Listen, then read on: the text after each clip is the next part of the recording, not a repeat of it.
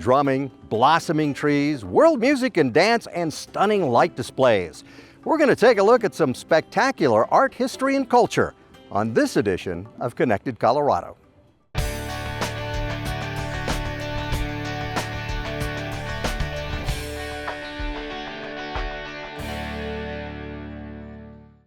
Hi everyone, I'm Gary Shapiro at 4 Mile Historic Park in Denver, where they have a little bit of all of the above, art, culture, and history.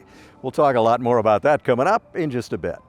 But first, Aurora is known as the world in a city.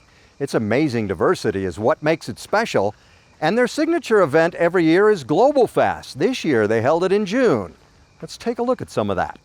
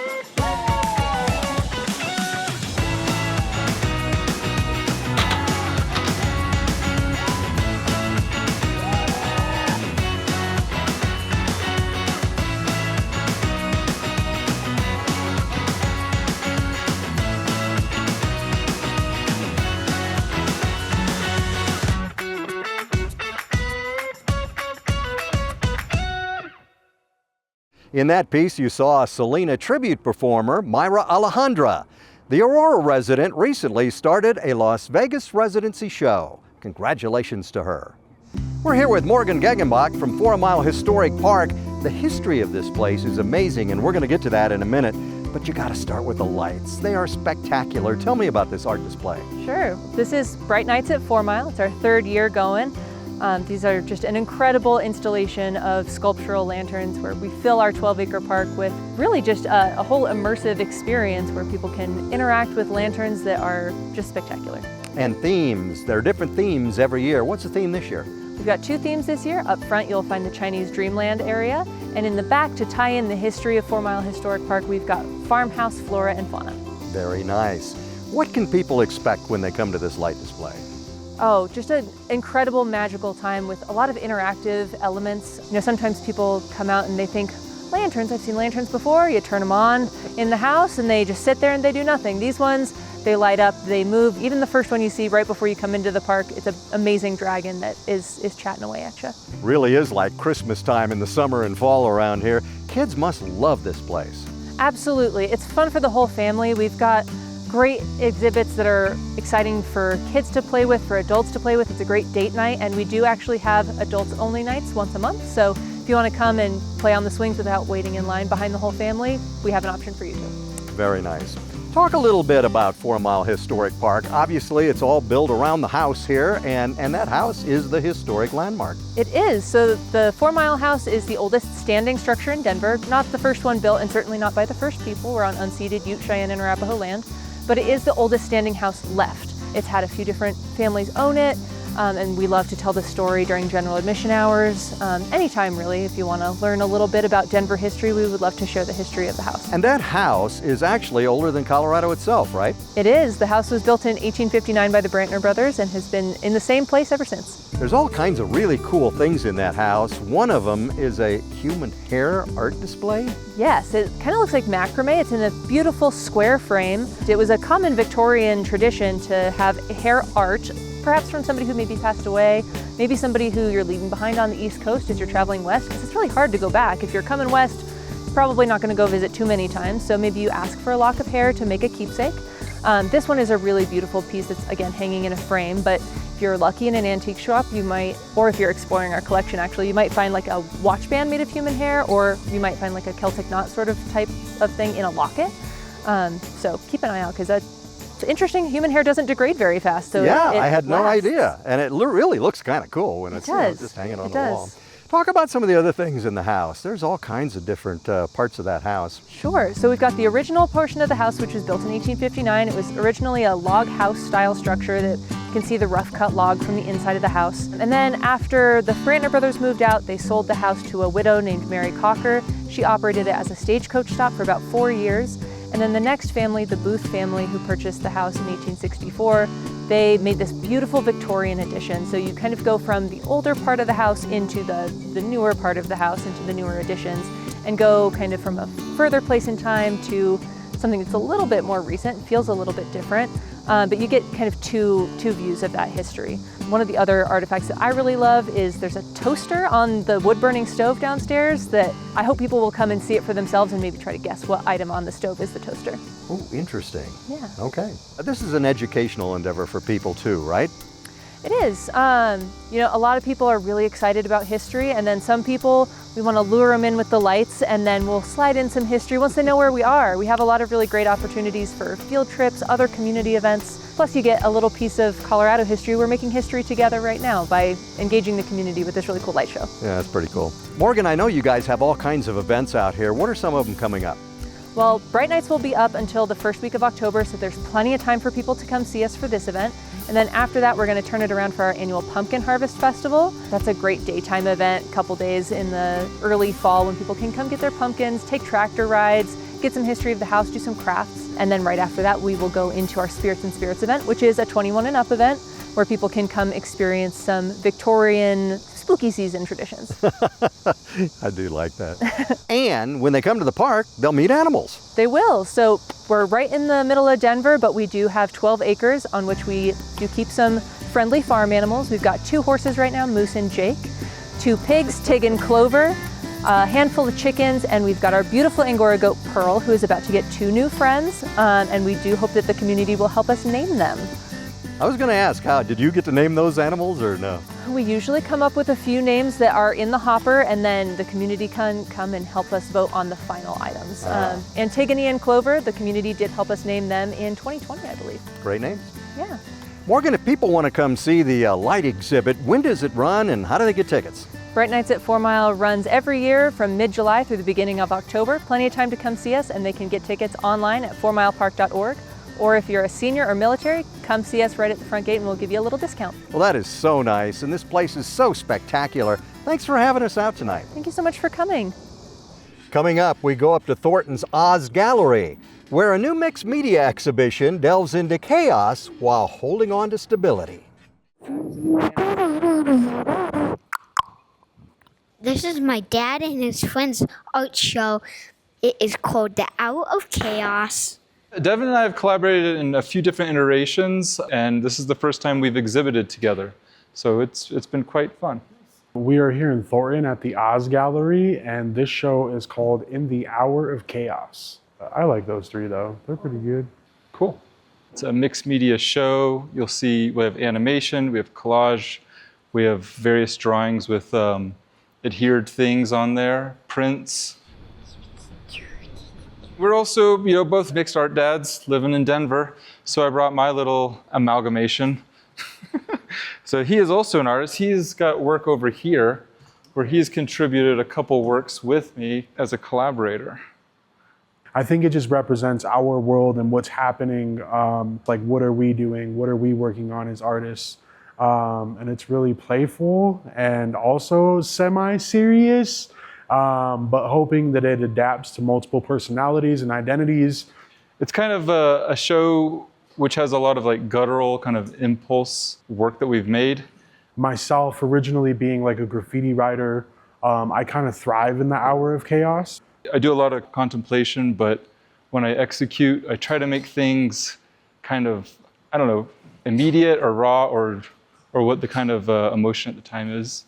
You've been watching us, so I want you to talk about the art show. I think this show kind of just embodies what human beings like me and Zachary do. It'll be a good time. Doot, doot, doot, doot, doot, doot, doot, doot.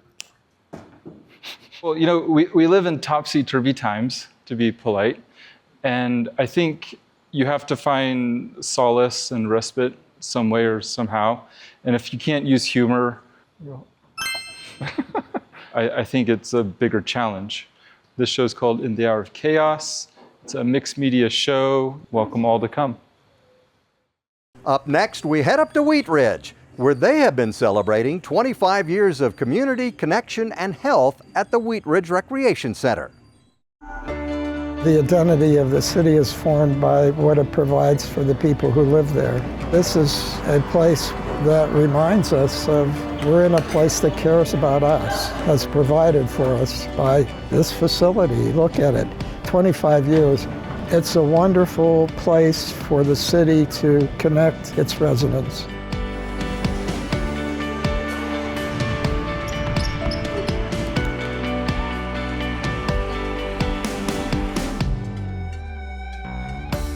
I think this facility is really the crown jewel of our community. And the fact that there's a lot of programs for people of all ages, it really is a place that brings the community together. The Rec Center has been a gem of Wheat Ridge for a long time. People use this as a place to connect, a place to get healthy, a place to get active, and a place just to feel at home. I moved here 9 years ago, and I've always gone to a rec center, and I was so grateful this one was here. The equipment's great, the people are awesome, just the staff is great. I appreciate people who work here. They go out of their way for me, for everybody.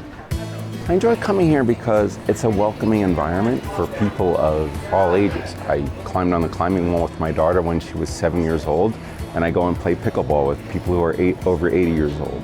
They are very efficient at the desk, they're very friendly. It makes you want to come in here. The equipment is easy to use. I like that I feel comfortable here coming to work out. It's an opportunity, I think, for me to also connect with people I know. It's a great place for the community. Civic activities, voting, people use the facility as a common gathering place. The design here is impeccable and has really stood the test of time. The nod to the agricultural history here in Wheat Ridge and the barn facade out front really makes this a special place. This facility does not look 25 years old. It's really beautiful, it's well maintained, and people just love it. In the late 90s, there was nothing available for recreation, and we said, you know, it's just not acceptable in our city to have nothing. Then we met with Joyce. She was the recreation center director at that time. We began dropping leaflets and talking to people in the community and going from house to house. The council put it on the ballot and it passed. I was fortunate because I was mayor, got to cut the ribbon in February of 2000. And I'm excited that it's still going so great 25 years later. The thing that surprised me when the Recreation Center opened probably the most is the volume of people who came to support this Recreation Center. Wheat Ridge feels like a family. I've got students that have been taking my class for 25 years. So it's fun to be with friends, and it really does feel like a family and a safe place to be. Everybody here is very accepting. I've been working at the Rec Center for 25 years. I started here when it opened in 2000 when I was 20 years old. I've seen the facility grow and evolve over time, people changing and transforming their lives just by using our facility. Well, our connection with each other is that we work out at the rec center in the morning, and over the years we've become close friends. I think that's one of the roles the rec center has fulfilled. Over the years of working out, you get to know people, you know about them, about their lives, who they are. It's more than just working out, it's connecting with your friends and meeting new people. The same crowd has been here consistently for 25 years, which is kind of amazing to me.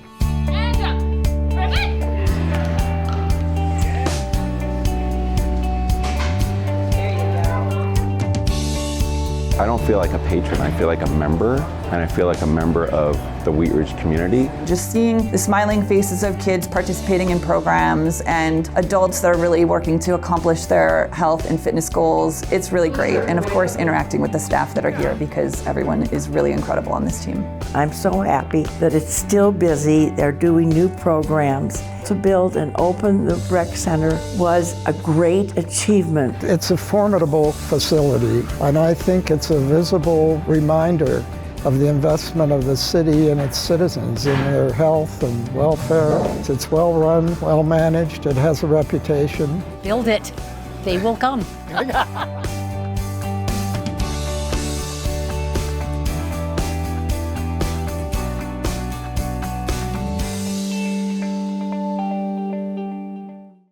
Oh, this is so cool. Reminds me of my disco days. Hey, we'll have much more art, culture, and history coming up from Bright Nights at 4 Mile Historic Park. A lot of my friends told me that I wasn't going to be able to do it. You don't need to start out with a teenager because they've had all these things that they've gone through. Could we give him the things he needed to be a successful adult? What parent isn't worried about, what am I not doing right? What am I not doing enough?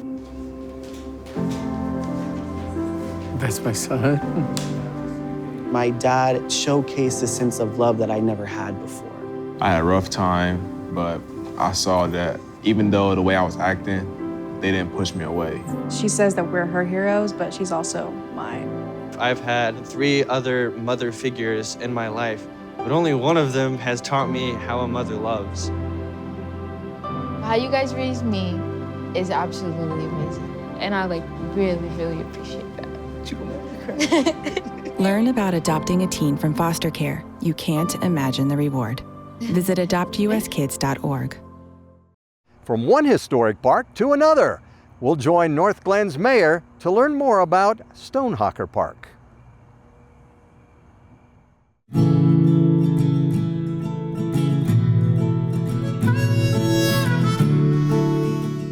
Hello, North Glen. I am Mayor Meredith Leidy. Thank you for joining me for the June edition of the Mayor's Monthly Minute.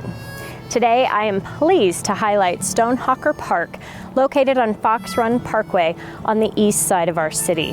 This 1887 Queen Anne-style brick home is the centerpiece of the property. It is listed as the Theed Farmhouse in the National Historic Register after the original owner. Most of us call it the Stonehawker House, since that family was the most recent owner and they supported the preservation efforts. The North Glen Historic Preservation Commission and Foundation led the way in preserving this historic site and in obtaining the House Historic designation back in 1998. Both past and present members of this volunteer group have lovingly renovated and enhanced this farmhouse to reflect our local history. The historic items range from an old fire truck to fine china to a piano to toys and dolls. The park also has a barn, a bison sculpture, and gardens. The property can be rented for private events and tours can be arranged. Mark your calendar for old-fashioned Christmas here every year the first weekend of December.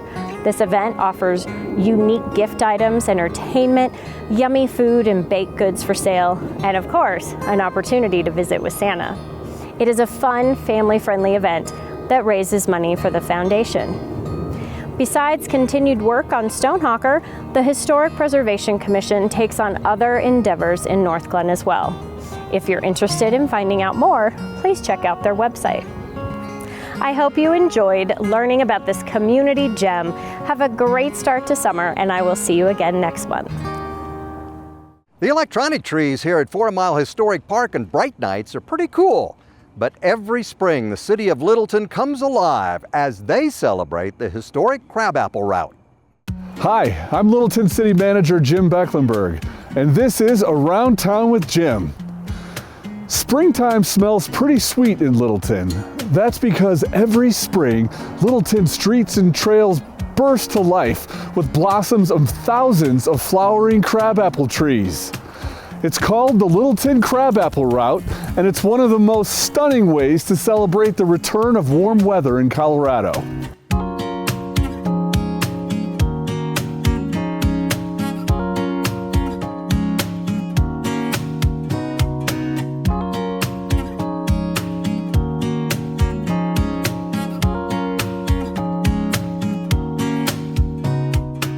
The Littleton Crabapple Route winds for 7 miles through the heart of Littleton, taking visitors past more than 7,000 flowering crabapple trees. The trees range from brilliant white to pink to deep red. The route has its origins more than 50 years ago, when former Mayor Vaughn Gardenier spearheaded a city beautification program of planting flowering crabapple trees along city thoroughfares. He was inspired by other cities, like the famous cherry blossoms of Washington, D.C. Soon, local homeowners began to plant their own flowering trees, and before long, Littleton's neighborhoods were filled with beautiful blossoms. Ultimately, more than 7,000 were planted. The trees gained new recognition in 2011 when Vaughn Gardner came before the city council he once led and asked them to officially designate a route through town to show off the most spectacular trees. The Littleton Crabapple Route was born. The route became so popular that in 2014, Mayor Phil Cernanek proclaimed Littleton the flowering crabapple capital of Colorado. Not long before he passed away in 2012, Vaughn Gardner helped create a nonprofit to help maintain the trees called the Littleton Crabapple Route Incorporated. Throughout the 2010s, the group purchased and planted hundreds more trees along the route, filling in gaps and replacing trees that had died. Learn more about the nonprofit at littleton.colorado.gov. Today, the Littleton Crabapple Route continues to be one of the most magnificent markers of the return of spring. The route usually peaks between mid-April and early May,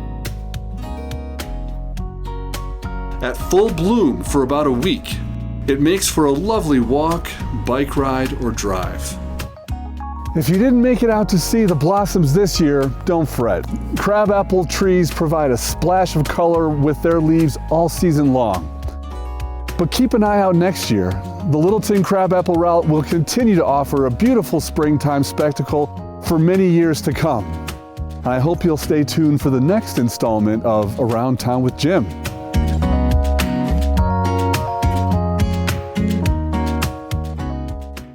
Montbello's Drumline was established in 2006 and promotes and develops its members as musicians, leaders, and active community members.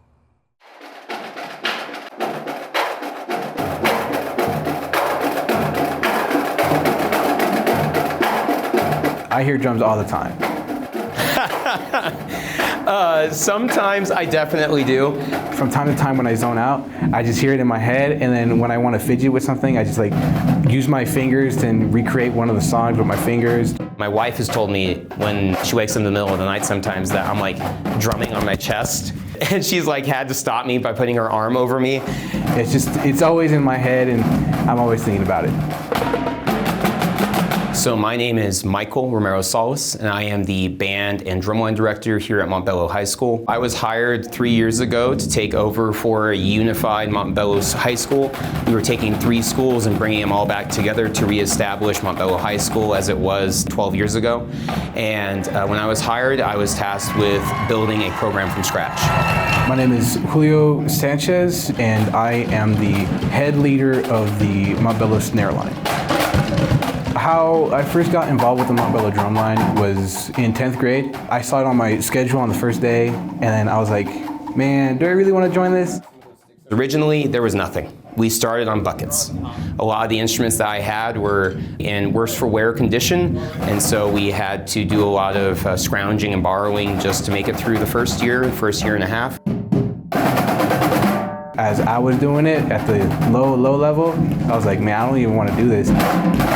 Over the course of the last 2.5 years, I've been very fortunate to reestablish this thing as the drumline director and also as the band director. Mr. Salas is a great instructor. He's always on top of things, and the drumline is just getting bigger and bigger and bigger. When I was progressing, I saw the old drumline come in and teach us. I was like, this is for me. I like it. And when it came time to vote for who's going to be the leader for the snare line, I gave my pitch to where I was going to be on top of everything and instructing them on how to do things and overall just give them critiques. Drumline has a history in this community since 1980 when the school was originally founded. At that time, we actually had a marching band, the Denver citywide marching band. And so that's where it started. And then over time, it grew into its own performing group, separate from the marching band. Over those years, the members of the group, the directors, they would write cadences that have literally been passed down for over 20 years. These cadences, you can trace back the lineage. If you go online through a YouTube search, you can hear different versions of You Rain, of Candy, D3. It's ultimately really special how these cadences started and have evolved over time. Before, we were just some high school drumline, just doing our thing. And then last semester, we had a pep rally, and we got recognized throughout the whole school, and that felt pretty sick. I couldn't be prouder of the students because they're the ones that make the drumline. You know, it's all about challenging my students so that way they get better, and that way the overall program gets better. And that way it's less me trying to drive the boat and they're driving the boat themselves, and I'm just there to help steer and guide them. Now that I have the chance to actually go one-on-one with these students, I could actually go heart to heart and tell them, hey, this is what's going on. We should fix this right here. And that would help them a long way. I think ultimately that's what every teacher wants. I'm here to serve as a guide, not just the guide demonstrating exactly what you need to do, but you're taking it upon yourself to further your abilities, to further your skills and your knowledge, so that way you're better because you want to be better. I'm graduating this year, and the most I'll miss about this drumline is all the memories I had with it. It's absolutely fun. Music can be a lifelong activity, you know, and I try and point it out to the students that can also be a gateway to education. You can turn this into a real benefit for yourself later down the line. Right now, I have a pathway of after high school, I'm gonna go to college, but I have heard people get scholarships and full rides because of drumline, which is pretty cool. Every student deserves equal access and opportunity to these subjects. And the fact that the funding is not there is tragic and terrible, because it is robbing your children of the opportunity to grow and become better as individuals, better thinkers, more creative, and learn something that is truly special if you put the work into it. But these skills that you learn and develop, these utilitarian lifelong skills, discipline, accountability, time management, they will travel with you for the rest of your life if you want them to, if you put in that kind of effort and work. Thanks again to 4 Mile Historic Park for having us out tonight. We hope you enjoy the art, history, and culture in your area. See you next time on Connected Colorado.